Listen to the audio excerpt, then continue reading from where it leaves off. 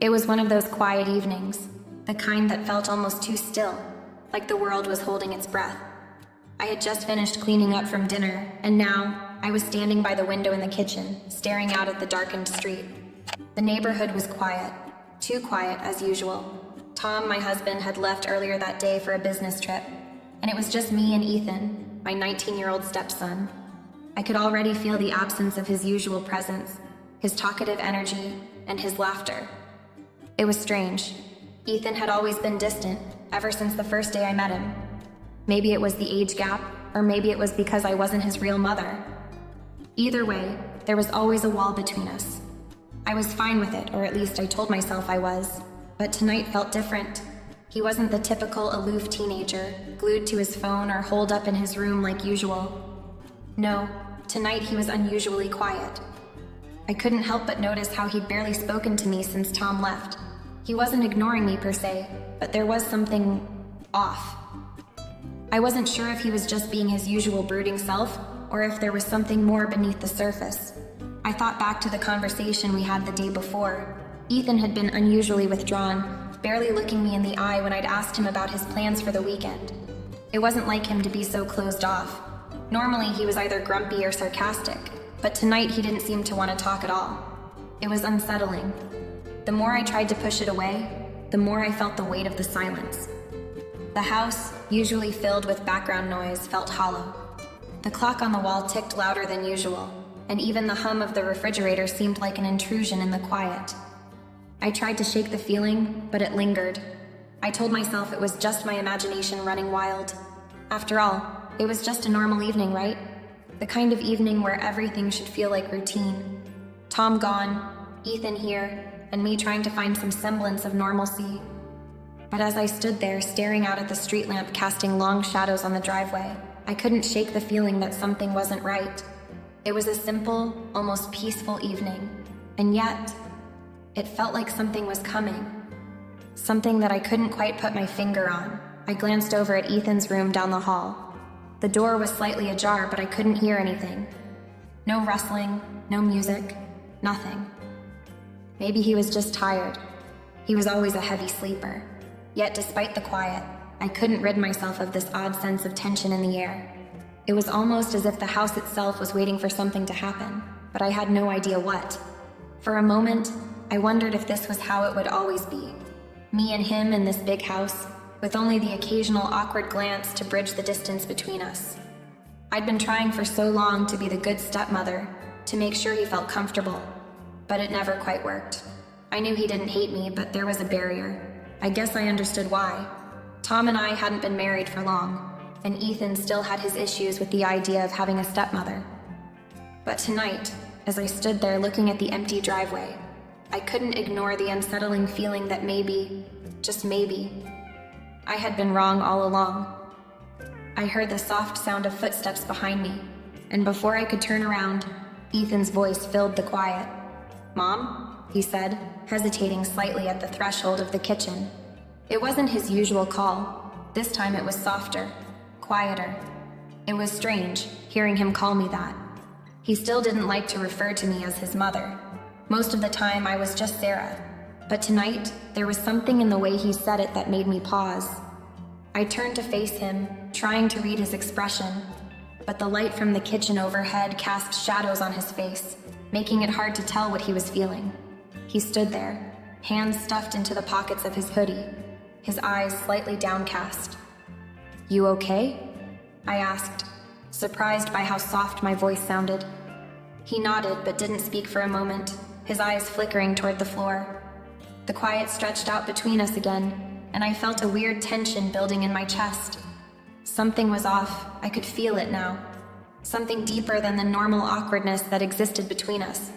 "Yeah, I don't know," he finally muttered, his voice trailing off as if he wasn't sure how to finish.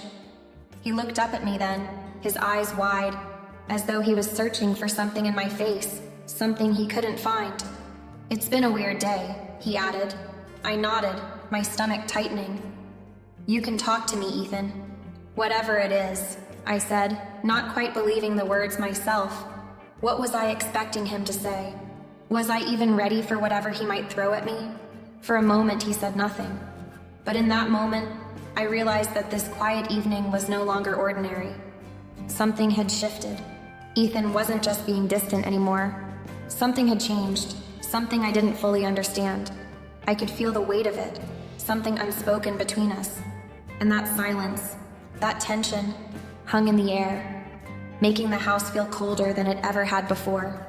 It was late, well past dinner time, and I was standing in the kitchen cleaning up the last few dishes. The house felt like it belonged to just me, silent and still, aside from the soft clink of plates in the sink. Tom had been gone for 2 days, and it was starting to feel like he might as well have been gone for a month. Ethan hadn't really talked to me much since his father left. He'd been distant, like he had been the past few months. But tonight, there was something else. Something in the air that made me uneasy. I was drying the last plate when I heard the soft shuffle of footsteps behind me. I turned, expecting to see him just walking past the kitchen on his way to his room. But instead, Ethan was standing there, his hands shoved into the pockets of his hoodie, his gaze not meeting mine. "Ethan?" I said, a little surprised. "What's up?" He hesitated for a moment, then took a few slow steps toward the kitchen table, still not looking me in the eye. I need to talk to you about something," he said, his voice rough, like he was trying to find the right words but couldn't quite land on them. I set the dish towel down, my heart skipping a beat.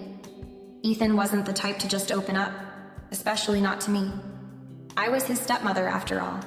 He'd always kept his distance, only coming to me when it was necessary.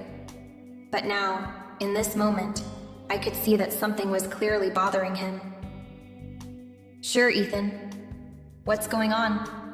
I asked, trying to sound calm, trying not to let my growing concern show in my face. I wasn't sure why, but I could feel this knot tightening in my stomach.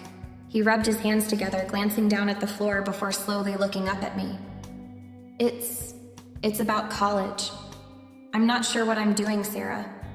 I thought I had everything figured out, but I don't.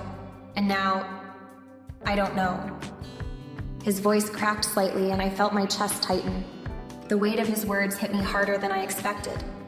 Ethan had always been a quiet, reserved kid, not one to let his emotions show, so hearing him speak like this, with this raw vulnerability, was surprising, maybe even a little unnerving. I never realized how much he had been struggling on the inside.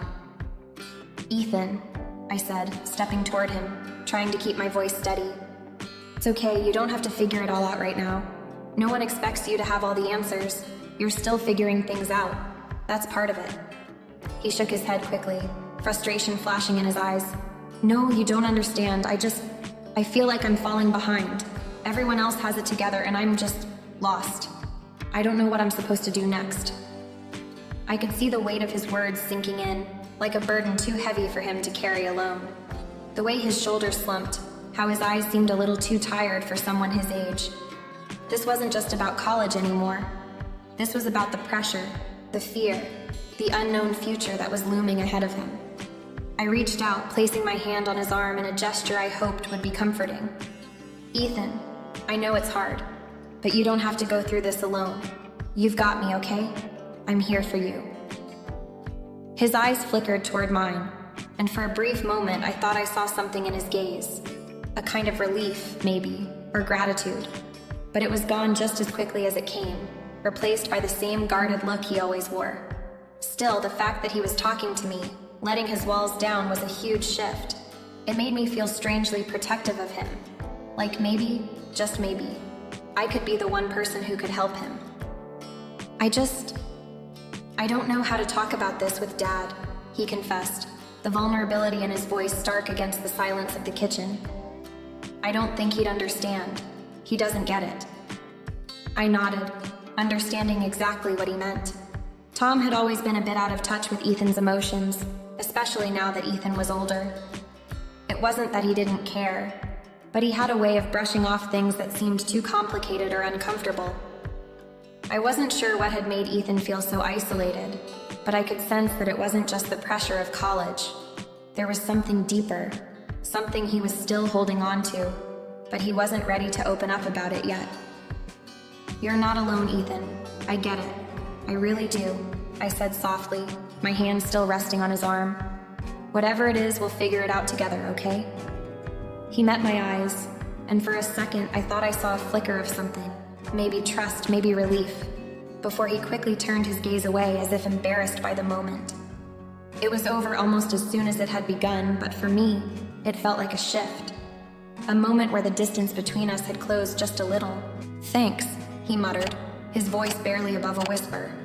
"I don't know why I'm telling you this. I just felt like I needed to." I squeezed his arm gently, offering him a small smile. "That's what I'm here for, whenever you need to talk." He nodded, looking uncertain, like he wasn't sure if he should say anything else, but he didn't. Instead, he turned and slowly walked out of the kitchen, leaving me standing there, still processing everything he'd just said. As I stared after him, I couldn't help but wonder, had this been the moment everything had changed? I had no idea, but I felt it.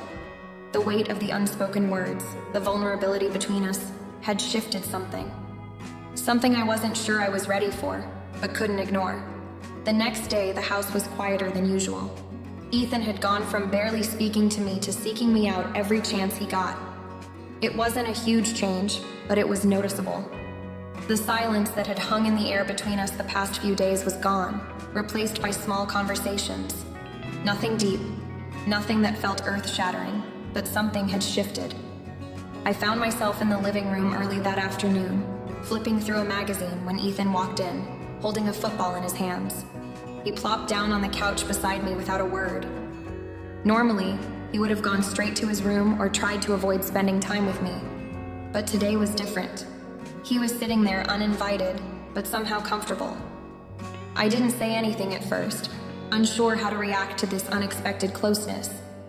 I just glanced up, raising an eyebrow in his direction. "What's up?" I asked, not quite able to hide the surprise in my voice. "Nothing," he replied quickly, then added, "Just thought I'd hang out for a bit." I nodded, trying to keep my tone casual. "Sure, you can stay." My voice had an odd edge to it, one that I couldn't quite identify. Maybe it was the uncertainty I felt.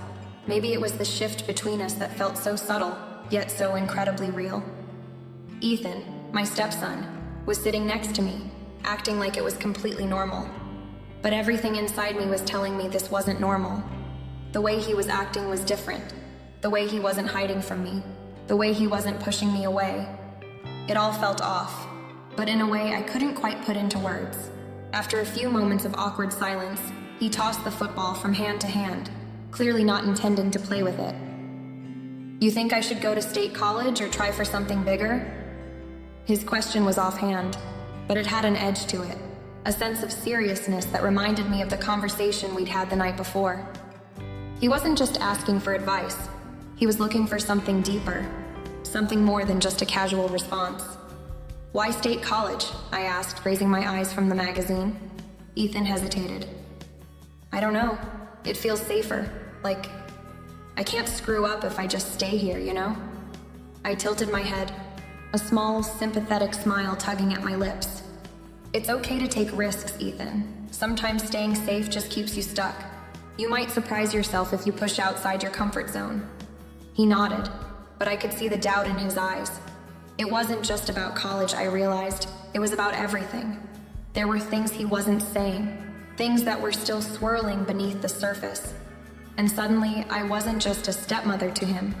I felt more like a confidant. He was letting me into his world in a way that was unexpected, and it made my chest tighten with an emotion I couldn't place.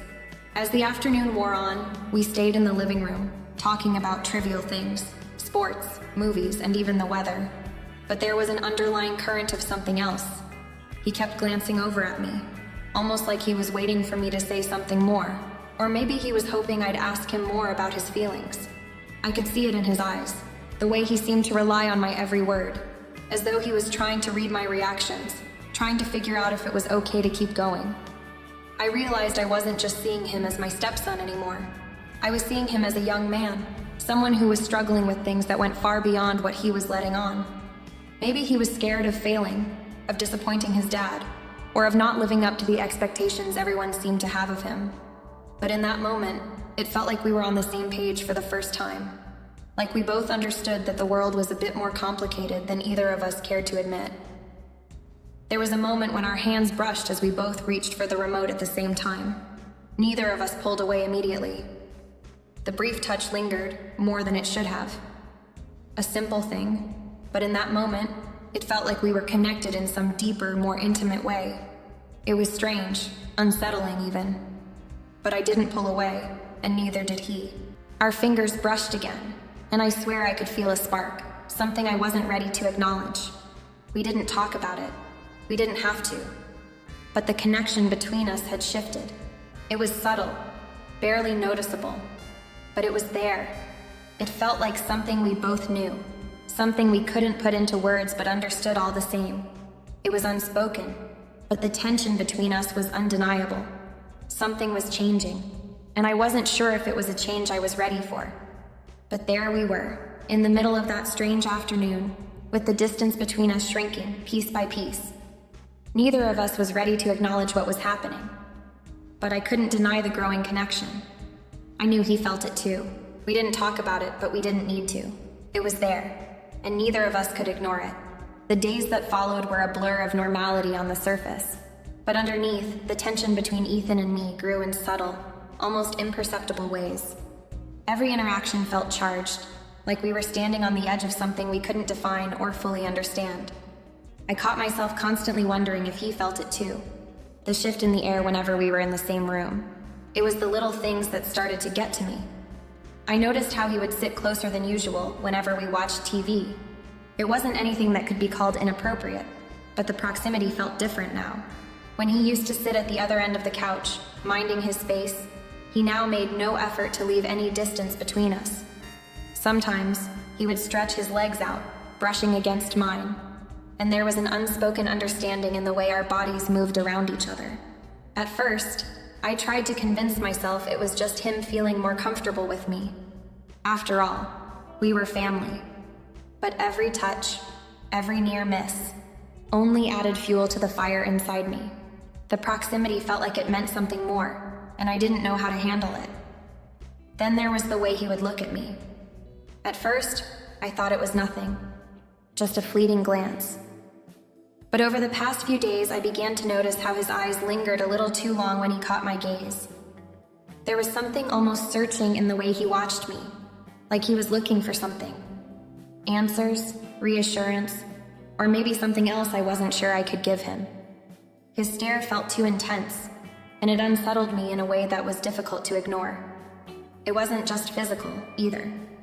Our conversations started to have a new depth to them, one that felt more intimate than before.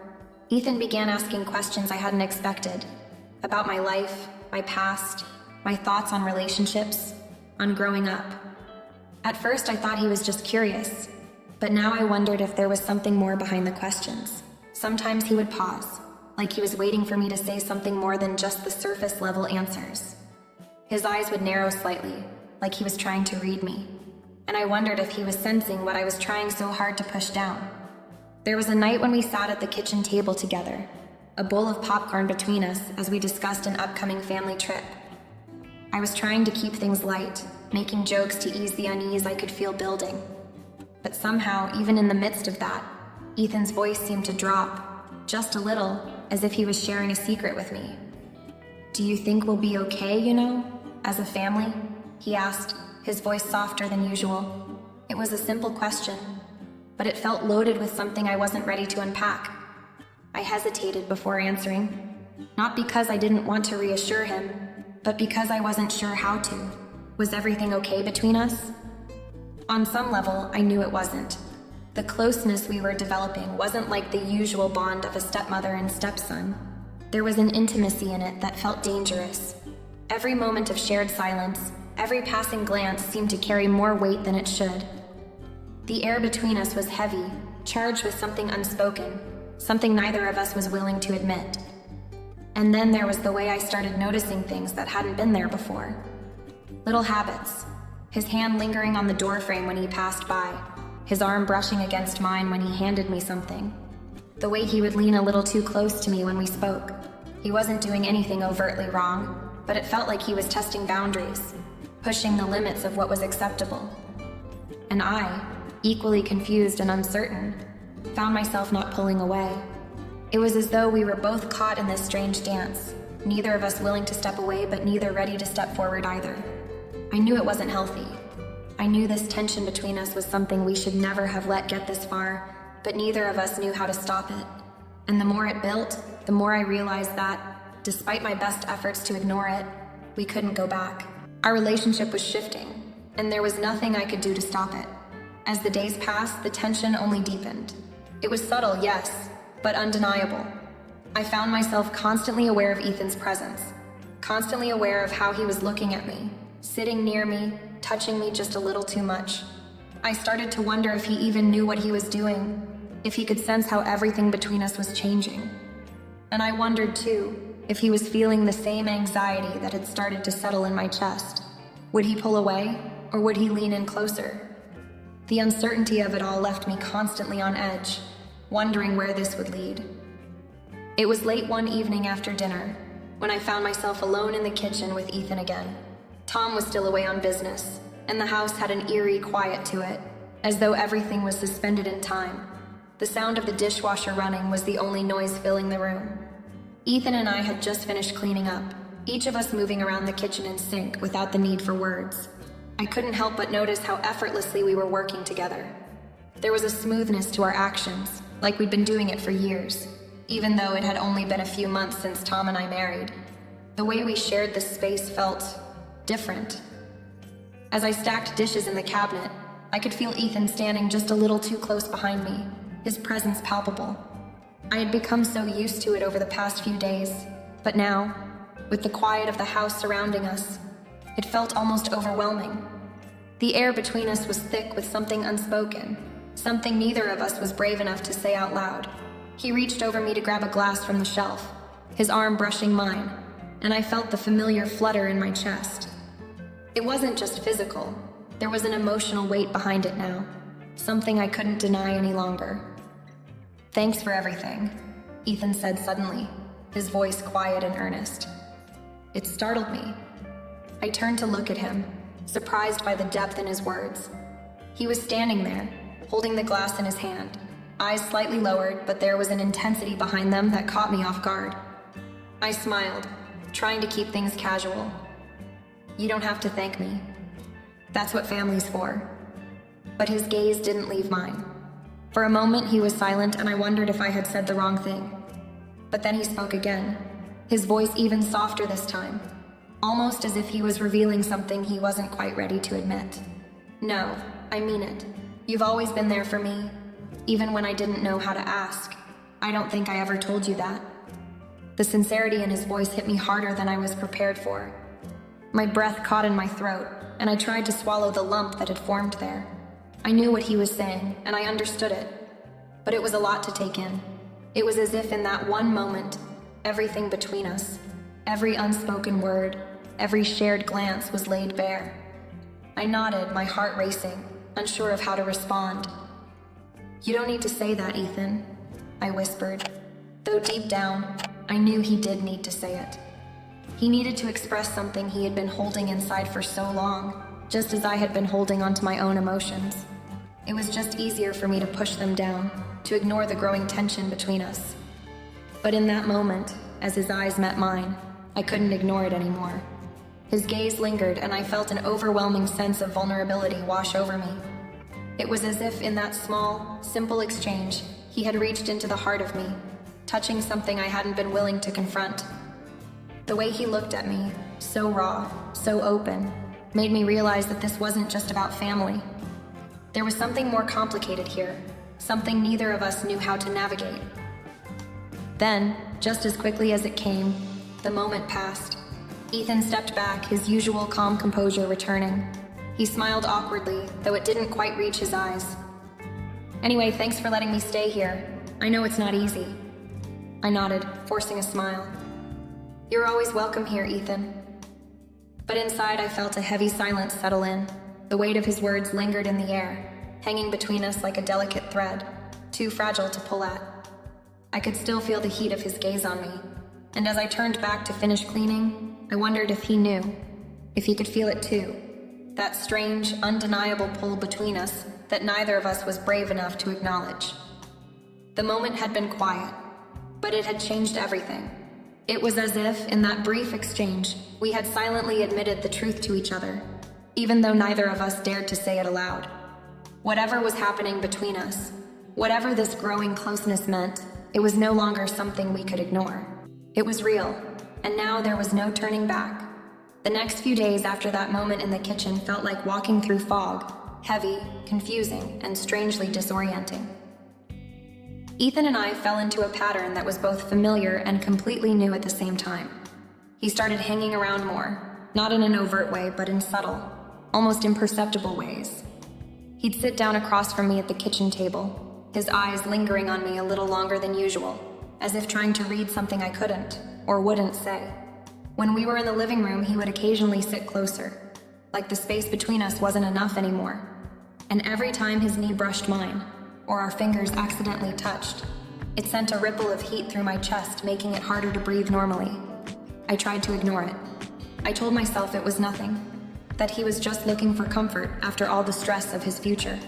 I convinced myself that my feelings were merely maternal, that my attachment to him was no different than a mother's concern for a child. But deep down, I knew something had shifted between us. And the more I tried to suppress it, the more it clawed at me. What bothered me most was that I wasn't entirely uncomfortable with it. I wasn't recoiling from the closeness or the subtle changes in our dynamic. In fact, there were times when I found myself craving it. I could feel myself drawn to him in a way that felt wrong. It was like a pull I couldn't control no matter how hard I tried. He was no longer just my stepson. He was something else. Someone I couldn't seem to keep at arm's length, despite every warning that went off in my mind. That evening, after dinner, I found myself sitting on the couch, half watching the TV, half lost in thought. Ethan was sitting beside me, his shoulder nearly touching mine. It wasn't the first time we'd sat like this, but tonight it felt different. His presence felt heavier, like it was more than just physical. There was something about the way his body leaned just a little too close to mine, as though he was trying to shrink the space between us even further. I couldn't keep ignoring it. I was aware of every little detail. The warmth of his body next to mine, the way he occasionally glanced over at me, his eyes soft but searching. And then, there was the way I couldn't stop myself from looking back at him, feeling that strange sense of longing rise up inside me.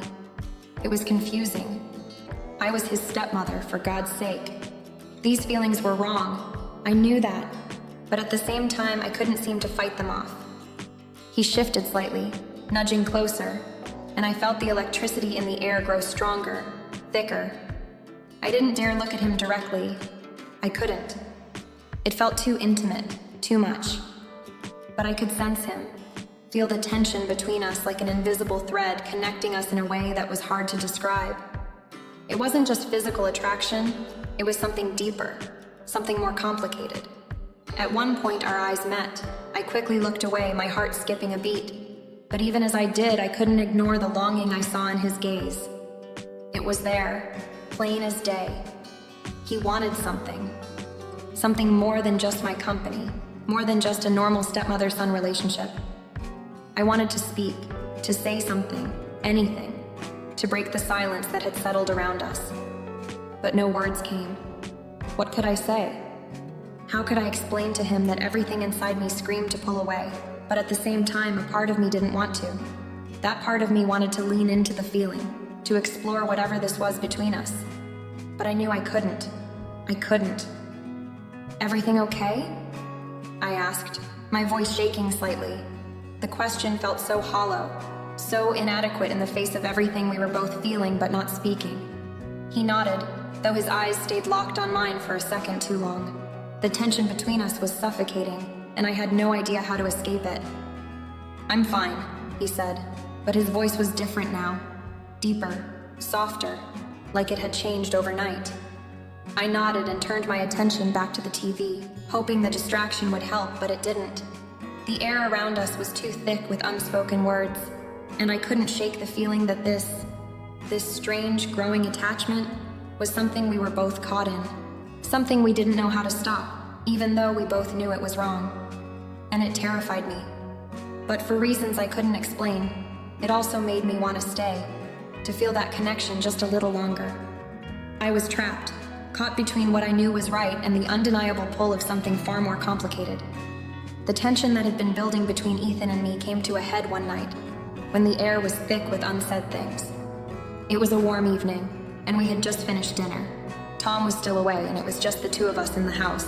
The silence between us was unbearable as we cleared the dishes, our movements stiff and mechanical, like we were both trying to avoid the elephant in the room. Ethan's eyes kept flicking to mine, and every time they met, I felt a surge of anxiety, mixed with something else I couldn't name. My heart raced as if it were trying to warn me, but I didn't know what it was warning me about.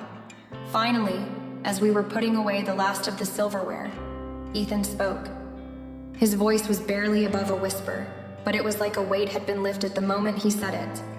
I don't know how to explain it, he began, his voice faltering. But I feel different around you. It's like I can't stop thinking about you, not just as my stepmom, but... His voice trailed off, and I could see the struggle on his face as he tried to find the words. I froze, my hands still gripping the dish towel, as a knot formed in my stomach. My heart pounded in my ears, and I wanted to look away to pretend I hadn't heard him, but I couldn't. I was rooted to the spot, waiting for him to finish his sentence. Ethan, I started, my voice shaky. What are you saying? He looked at me, his eyes intense, and for the first time I saw how vulnerable he really was. This wasn't a boy looking for attention or validation. This was something much deeper. I don't know what it is, he said, his voice softer now. I can't help how I feel. I feel drawn to you. Not like a son should feel about his stepmother. I don't know what to do with it. His words hung in the air, and for a long moment, neither of us spoke. It was like the world had gone silent, and the weight of what he had said settled over me like a thick fog. I wanted to say something, to reassure him that it was just a phase, that everything would be okay, but nothing came. My mind raced, trying to make sense of what he had just confessed, but it was like trying to grasp smoke. I couldn't lie to him. I couldn't pretend like everything was normal. I had felt it too. The closeness, the attraction, the way our connection had shifted in a way I never expected. But I wasn't sure what it meant, or how to handle it. This isn't... I started, but my voice cracked. I cleared my throat, trying to steady myself. Ethan, we're family. This isn't right. I know, he said quickly, stepping a little closer, his eyes searching mine. I know it's wrong, but I can't help it, and I don't want to feel this way, but I do. I stood there, frozen, my heart beating wildly in my chest. Everything in me screamed that this was dangerous, that I had to step back, put up boundaries. But a part of me, a part I didn't understand, felt something else, a strange, aching pull toward him. I don't know what to do, I whispered. The next few days were a blur of confusion and uncertainty. Ethan's confession had shaken me to my core, and though I tried to act like nothing had changed, everything had. I couldn't look at him the same way anymore, and I couldn't ignore the heavy silence that hung between us every time we were in the same room. It was like we were both pretending to be okay, but neither of us could shake the truth of what had been said. I found myself avoiding him more than usual, trying to keep things as normal as possible, but the strain was impossible to ignore.